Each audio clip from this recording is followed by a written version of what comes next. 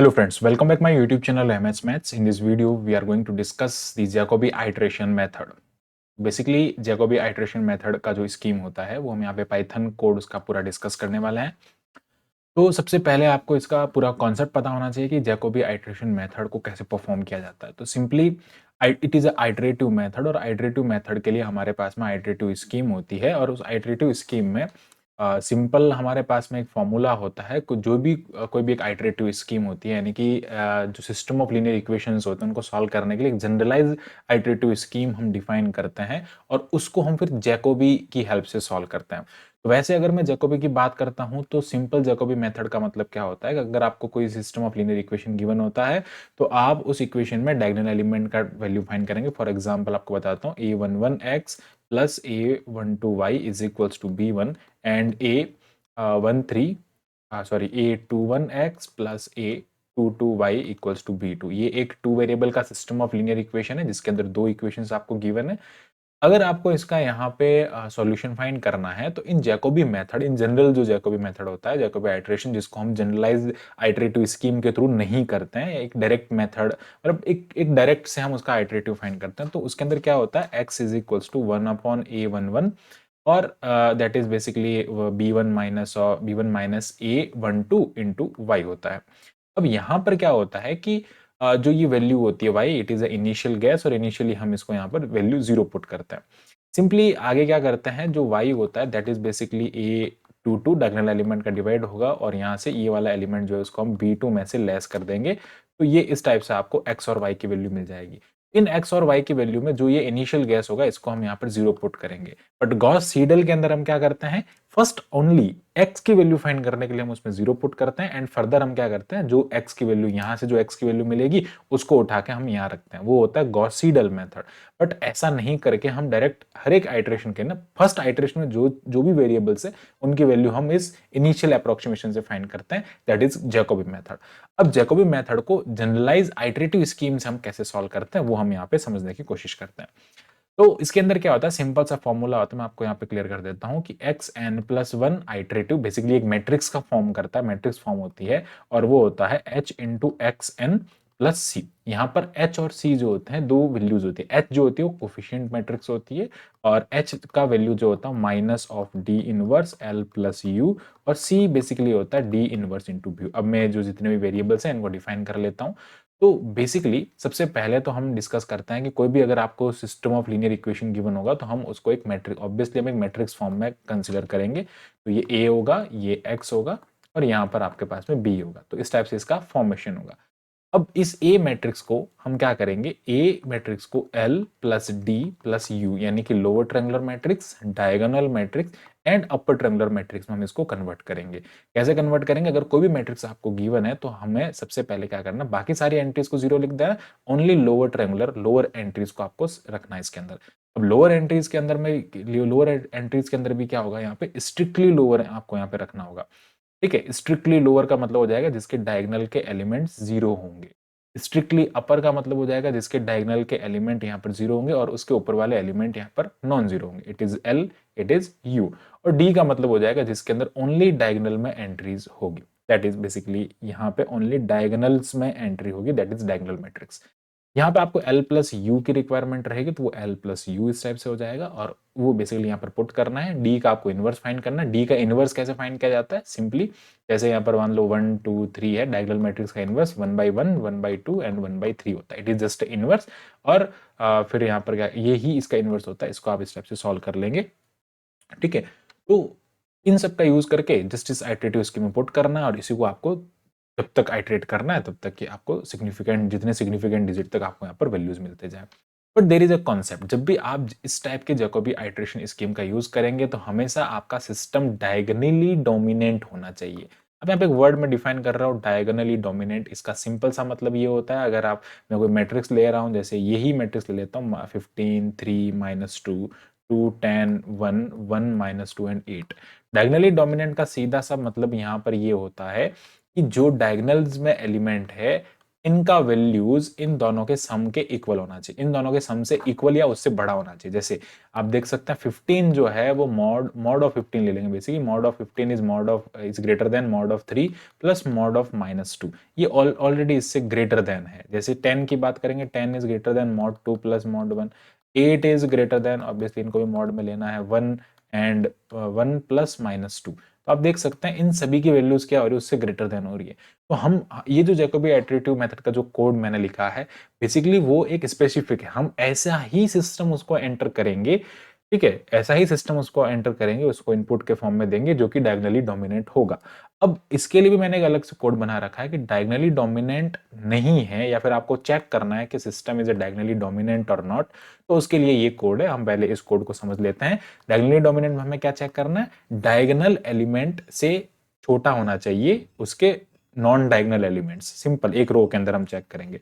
I have a matrix 15 2 3 4 55 6 7 8 94। You can see here diagonal elements are greater than all these non-diagonal element. Like for this we will just apply the for loop, and ये 3x3 का matrix है, तो for loop हम यहाँ पर enter कर रहे हैं। नंपाई एरे के फॉर्म में हमने मैट्रिक्स को एंटर किया है, फॉर लूप हमने एंटर कर दिया यहाँ पे i for in range 0 to len of a. Len of a means उसके ऑर्डर तक। सम इज इक्वल टू 0, हमने कोई सम फैक्टर हमने यहाँ पे डिफाइन कर दिया, और बेसिकली वो क्या कहाँ तक जा रहा है, आई नॉट इक्वल्स टू जे। ठीक है, आई इक्वल्स टू जे, ये कब तक, ये किसके लिए है, ये first for nested for loop का हम यहाँ पे यूज करेंगे। एक फॉर लूप के अंदर हम क्या कर रहे हैं, उसके मैट्रिक्स के लेंथ तक, यानी कि उसके सारी रोज को कंसिडर करेगा और एक में सारे कॉलम को कंसिडर करेगा। आई यहाँ पे नंबर ऑफ रोज, जे यहाँ पे नंबर ऑफ कॉलम्स को कंसिडर कर रहा है। Whenever I is not equals to J, उस टाइम पे ये क्या करेगा, sum is equals to I plus J. तो जितने भी एलिमेंट्स होंगे उस रो के अंदर, जब आई नॉट इक्वल्स टू जे, यानी कि डायगोनल एलिमेंट्स, डायगोनल एंट्रीज को छोड़ के बाकी सबका सम कर देगा। एंड देन हम इफ एल्स की कंडीशन लगा देंगे कि if the diagonal element is greater than sum, यानी कि जो वैल्यू है उसके अगर उससे ग्रेटर देन है, या फिर हम इक्वल की कंडीशन यहाँ पे लगा सकते हैं, that time it is diagonally dominate. यहाँ पे आप ना एक काम कर सकते हैं, आप यहाँ पे इक्वली का केस भी लगा सकते हैं ताकि आपका कोड और जनरलाइज हो जाएगा। यहाँ पर मैं इक्वल का साइन भी लगा देता हूँ। इसको मैं रन करके आपको बताता हूँ कि ऑब्वियसली ये जो आपका डायगोनल, ये जो सिस्टम है वो डायगोनली डोमिनेंट है। तो आप देख सकते हैं यहाँ पर आपको रिजल्ट में यहाँ पर क्या मिल गया, it is a diagonally dominant system. ठीक है, रिजल्ट में आप देख सकते हैं it is a diagonally dominant. Okay, इस टाइप से हम क्या कर सकते हैं, इस डायगोनली सिस्टम को डायगोनली डोमिनेंट चेक कर सकते हैं कि हमारा सिस्टम जो है वो डायगोनली डोमिनेंट है या नहीं है। नाउ अब बात करते हैं जैकोबी आइटरेटिव मेथड के बारे में। जैकोबी आइटरेटिव मेथड जो है उसको उसको हमें यहाँ पे परफॉर्म करना है। तो सबसे पहले तो आपको फॉर्मूला ध्यान रखना। फॉर्मूले में सिंपल सा क्या है, जो एक बार मैं आपको फॉर्मूला सिंपल सा आपको बता देता हूँ। फॉर्मूला बेसिकली यहाँ पर गिवन है आपको कि x n plus 1 is equals to h, is equals to h x n, और यहाँ पर आ जाएगा सी, जहाँ पे एच इज इक्वल्स टू यहाँ पे आपको एल प्लस यू, और basically minus of d inverse l plus u, and c is nothing but basically c is, ये हो जाएगा माइनस डी, एंड सी जो हो जाएगा वो D into U, L into L plus B, D inverse into B, या D inverse into B. तो ये हमें बेसिकली इस एच का वैल्यू फाइंड करना है, इस सी का वैल्यू फाइंड करना है। तो ये वैल्यू हम फाइंड करके इसके कोड को यहाँ पर रन करेंगे। तो अब देखो मैंने यहाँ पर ए बी सी, एक ही मैट्रिक्स को 3 बार लिया है। आप इसको है ना फॉर लूप से भी कर सकते हैं। बेसिकली मैंने ये ए बी सी लिया है, सेम ही मैट्रिक्स को इतने 3 बार लेने का मेरा मीनिंग ये है कि यहाँ पर बेसिकली हमने क्या क्या करना है, ए मैट्रिक्स को डायगोनल में कन्वर्ट करेंगे, एक को हम लोअर ट्रायंगुलर में कन्वर्ट करेंगे, एक को हम अपर ट्रायंगुलर में कन्वर्ट करेंगे। इसको आप एक अलग मेथड से भी, अलग अप्रोच से भी कर सकते हैं, बट मैंने बहुत सिंप्लीफाई करने के लिए इनको 3 बार इसका यहाँ पे इनपुट ले लिया। फर्स्ट मैं क्या काम कर रहा हूँ, for I in range 0 to len of A and for J in range 0 to len of A. I और जे मैट्रिक्स हम डिफाइन क्यों करते हैं, क्योंकि हमें कॉलम और रो दोनों के लिए काम करना होता है। If I less than J, if I less than J, उस कंडीशन पे क्या कह रहा है, आई जे को 0 बना दो। I less than J, then I J क्या हो जाएगा, 0 हो जाएगा, और एल इज इक्वल टू, ये एक लोअर ट्रायंगुलर मैट्रिक्स बन जाएगा। ठीक है, आई लेस देन जे उस टाइम पे लोअर ना 1 1 ए 1 1 और like a 2 1 A 3, lower simple lower triangular matrix बन जाएगा। जैसे अगर मैं सिंपल सा एक मैट्रिक्स का फॉर्म लिखता हूँ, आपको आइडिया भी हो जाएगा। ये मैट्रिक्स होती है ए 1 1 ए 1 2 ए 2 1 ए 2 2। तो इस कंडीशन में क्या हो रहा है, ये क्या कह रहा है, यहाँ पे इस कंडीशन को पढ़ें, A I J equals to 0 when I less than J. I जब लेस देन जे मतलब ये वाला एंड ये वाला, उस कंडीशन में क्या हो जाएगा, i less than j and elif में भी क्या कह रहा है, सेम उसी के अंदर एलिफ में भी कह रहा है आई जब इक्वल हो, आई आप इसमें एंड की कंडीशन भी लगा सकते हो, जब लेस देन एंड इक्वल हो तो 0 बना दो और उसको फिर प्रिंट कर दो। जब लेस देन भी है और इक्वल भी है तो उस कंडीशन में हम क्या कर, एलिफ लगा दिया, एल्स नहीं लिखा, एलिफ कर दिया, ऐसा हो तब भी 0 होगा, ऐसा हो तब भी 0 होगा, फिर हम उस एल को प्रिंट कर देंगे तो वो लोअर ट्रायंगुलर मैट्रिक्स हो जाएगा। सेम अब हमने क्या किया यहाँ पे, आई ग्रेटर देन 0 के लिए कर दिया, यहाँ पे ना मैं एंड लगा के भी इसको कर सकता था but I think there will be some error, इसलिए मैंने अलग अलग किया है इनको। आप एंड लगा के साथ में चेक कर सकते हैं, इससे आपको एक अपर ट्रायंगुलर मैट्रिक्स मिल जाएगा। और सिंपल एक ही कंडीशन लगाओ कि आई और जे जब इक्वल नहीं है, नॉट इक्वल है, उस कंडीशन वाले सारे एलिमेंट्स को 0 बना दो, उसको आप डायगोनल मैट्रिक्स कहेंगे। अब मैंने L प्लस यू फाइंड करना है क्योंकि मेरा जो फॉर्मूला है वो बेसिकली क्या है, H फाइंड करना है। H is nothing but minus of d inverse into L plus u, और वो फॉर्मूला कहाँ एग्जीक्यूट यहाँ पे हम अप्लाई कर रहे हैं, इस वाले लाइन में हम यहाँ पे इस फॉर्मूले को अप्लाई कर रहे हैं।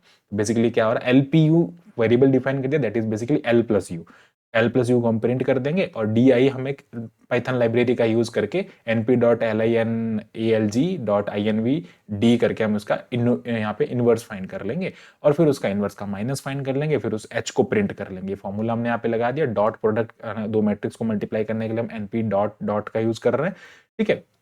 फिर सी में क्या हो जाएगा, डी आई जो हमने इनवर्स फाइंड किया उसके साथ में बी को, बी यानी कि right hand side of the equation, वो हमने यहाँ पे इसको पुट कर दिया और हमने ऑलरेडी डायगोनली डोमिनेंट सिस्टम को यहाँ पर अप्लाई किया, वही हमने यहाँ पर एज ए इनपुट लिया है, ठीक है। जस्ट इतना करने के बाद में हम क्या कर देंगे, फिर व्हाइल लूप लगा देंगे और ये वाला जो आइटरेटिव स्कीम है x1 equals to np dot dot h x naught हमने यहाँ पे np dot array initial guess ले लिया है, उन दोनों का हम मल्टीप्लाई कर देंगे, उन दोनों को उसके साथ में लिख लेंगे और इनिशियल गैस के साथ में हम i इक्वल्स टू 0 और n इक्वल्स टू 5 यानी कि 5 जो आइटरेशन है वो हम यहाँ पे परफॉर्म करेंगे और फिर प्रिंट की फॉर्मेटिंग करके जस्ट व्हाइल लूप में ये कर देंगे। x0 को x1 से चेंज करना है, एक बार में जो आपका x आएगा फिर उस पूरे x को नेक्स्ट आइटरेशन में यूज करना है, फिर जो x1 आएगा उसको हम नेक्स्ट आइटरेशन में यूज करेंगे। ये सिंपल सा कॉन्सेप्ट है। मैंने यहाँ पे इसको रन किया है तो बेसिकली आप देख सकते हैं ये एक लोअर ट्रायंगुलर मैट्रिक्स है, इसके अंदर देखो ओनली नीचे वाले एलिमेंट्स आपको मिल रहे हैं, ये एक अपर ट्रायंगुलर मैट्रिक्स है जिसके अंदर ओनली ऊपर वाले ट्रायंगुलर मैट्रिक्स एलिमेंट्स आपको मिल रहे हैं और ये एक डायगोनल एलिमेंट्स जिसके अंदर आपको डायगोनल एलिमेंट्स मिल रहे हैं, ठीक है। फिर यहाँ पर हमने क्या किया, h की वैल्यू फाइंड कर दी है, basically sorry l plus u की वैल्यू है, जो l और u है इनको हमने ऐड कर दिया और ये h की वैल्यू है, ठीक है। आप सब वेरिएबल को नाम भी दे सकते हैं, ये h की वैल्यू हो जाएगी, ये यहाँ पर d इनवर्स जो वैल्यू आ सॉरी c की वैल्यू, ये h की वैल्यू आ जाएगी और ये c की वैल्यू आपको मिल जाएगी। फिर फर्स्ट आइटरेशन में आपको x1 x2 ये मिल रहा है, सेकंड आइटरेशन में ये मिल रहा है, तो आफ्टर 5 आइटरेशन करेक्ट करके आपको वैल्यूज ये दे देगा, ठीक है। मैं इसको 10 आइटरेशन तक करके आपको बता देता हूँ, नंबर ऑफ आइटरेशन में यहाँ पे चलो 15 करके बता देता हूँ कितना ये एक्यूरेट करता है आंसर को, ठीक है। ये देखो 15 आइटरेशन करने पे ये जस्ट आपको 541 इसका exact answer, accurate answer type आपको यहाँ पर वैल्यू प्रोवाइड कर देगा। सो आई होप आपको पूरा कॉन्सेप्ट जो है वो जैकोबी आइटरेटिव मेथड का पूरा समझ आया होगा। So thanks for watching my video, keep watching MH maths and इसी टाइप के फॉर मोर वीडियोस के लिए हमारे चैनल को सब्सक्राइब करें। पाइथन न्यूमेरिकल एनालिसिस से रिलेटेड जितने भी कोड है आपको हमारी प्लेलिस्ट में मिल जाएंगे, लिंक डिस्क्रिप्शन बॉक्स में गिवन है। Thank you, bye bye.